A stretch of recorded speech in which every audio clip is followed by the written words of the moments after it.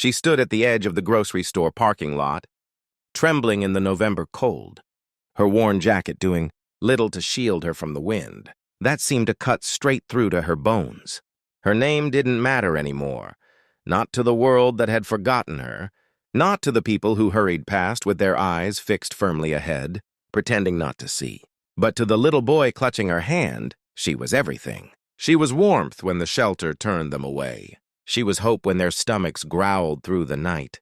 She was the soft voice that promised tomorrow would be better, even when she no longer believed it herself. Marcus Reynolds sat in his Tesla, engine idling, staring at his phone screen with mounting frustration. The merger was falling apart.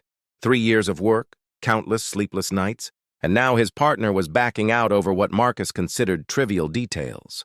His thumb hovered over the call button, ready to unleash the argument he'd been rehearsing in his mind for the past hour. That's when he saw her, a flash of movement in his peripheral vision. A woman stumbling slightly as she guided a small child across the parking lot. He almost looked away, almost convinced himself it wasn't his problem, almost pressed that call button, but something made him pause. Maybe it was the way she held the boy's hand with such fierce protectiveness, or the way she tried to stand tall despite the obvious exhaustion in every line of her body.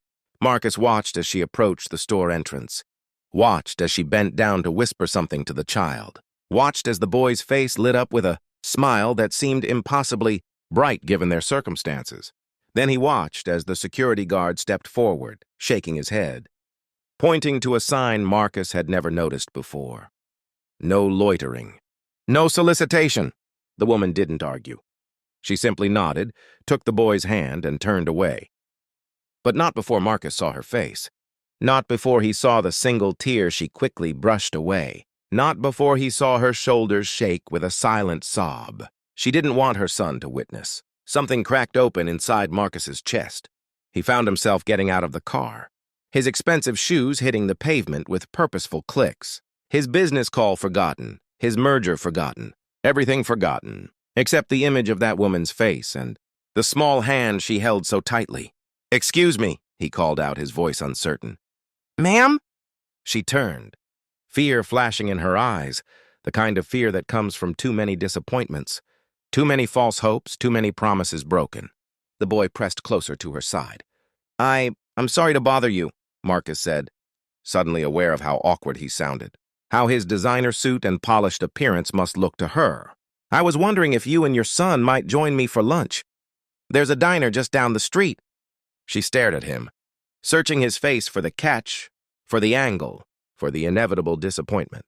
"We don't need charity," she said quietly, her voice carrying a dignity that made Marcus feel small. "I know," he replied, surprising himself with the truth in his words. "But I could use the company.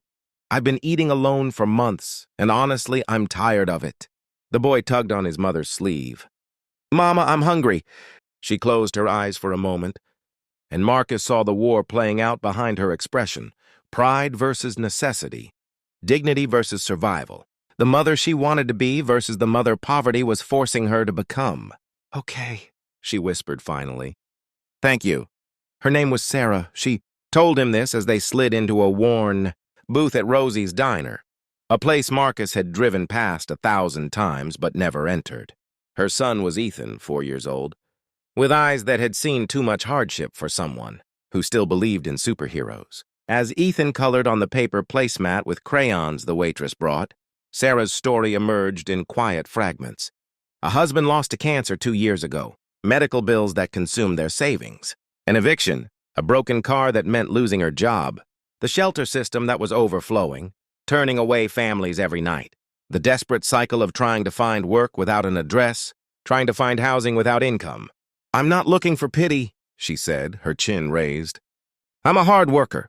Before all this, I was an office manager. I have skills. I need a chance. One real chance." Marcus listened, really listened, in a way he hadn't listened to anyone in years. Not since he'd become so consumed with success, with winning, with climbing higher that he'd forgotten to look at the people around him. His problems, his merger, his business deals, his pursuit of the next big win suddenly felt hollow in the face of Sarah's simple request for a chance. "What if I could help?" he asked carefully. I told you we don't need— Not charity, Marcus interrupted gently. I mean real help. My company needs an office manager. The position's been open for 2 months because I've been too busy to interview properly. The pay is competitive, benefits start immediately, and there's an employee assistance program that includes temporary housing support for new hires. Sarah went very still. Why would you do this? Marcus looked at Ethan, carefully coloring a picture of what might have been a dinosaur or might have been a dog. It was hard to tell, but the concentration on the boy's face was absolute. He thought about his own childhood, about the teacher who'd paid for his lunch when his single mother couldn't, about the neighbor who'd driven him to school interviews when they couldn't afford gas, about all the small acts of kindness that had built the bridge between who he was and who he'd become. Because someone helped me once, he said simply. And I forgot that. I forgot a lot of things while I was busy chasing success. Maybe you're reminding me of what actually matters. Sarah's eyes filled with tears. I can't. This is too much. What if I'm not good enough? What if I let you down? Then we'll figure it out together, Marcus said. Everyone deserves a second chance, Sarah. Let me give you yours. The interview was a formality. Marcus had already decided. What he hadn't anticipated was how much Sarah would transform his company. She brought an efficiency born from necessity, a work ethic forged in hardship, and a compassion that softened the cutthroat culture he'd built.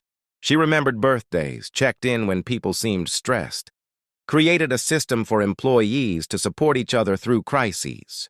6 months later, Marcus stood in his office, looking at the picture on his desk, a crayon drawing Ethan had made of the nice man who helped us. The merger had eventually gone through, but Marcus found he cared less about the profit margins and more about the employee wellness program Sarah had convinced him to expand. His phone rang. It was his sister, whom he hadn't spoken to in months because he'd been too busy. This time he answered. Hey, he said, settling into his chair. I'm sorry I've been so distant. I want to tell you about something that happened, about someone who reminded me of what really matters. As he talked, Marcus glanced out his window and saw Sarah in the parking lot, holding Ethan's hand as they walked toward her car, not new, but reliable, a gift from the company's vehicle assistance program. She was laughing at something her son said, her face transformed from that desperate woman in the cold into someone who looked like she might believe in tomorrow again. He thought about how one moment of attention, one choice to see another person's humanity, had rippled outward. Sarah had a home now. Ethan was thriving in preschool, and Marcus had found something he'd lost somewhere along his climb to success, his own humanity. The truth was simple, beautiful, and profound. She had saved him just as much as he'd saved her. Because sometimes the greatest gift we can give isn't money or opportunity or charity. Sometimes it's simply the act of seeing another person, really. Seeing them and recognizing that their struggle matters. Their dignity matters, their story matters. In that recognition, in that moment of connection, we don't just save someone else, we save ourselves. Sarah had been invisible to the world, another nameless face in the crowd of forgotten people. But to Marcus, she became the teacher he needed most, a reminder that success means nothing if we lose our humanity in pursuit of it. And to Ethan, his mother would always be a superhero, not because she had powers, but because she never stopped fighting, never stopped hoping, never stopped believing that somewhere out there, someone might see her as human, as worthy, as deserving of kindness. She was her son's entire world. And now, finally, the world was beginning to see her too.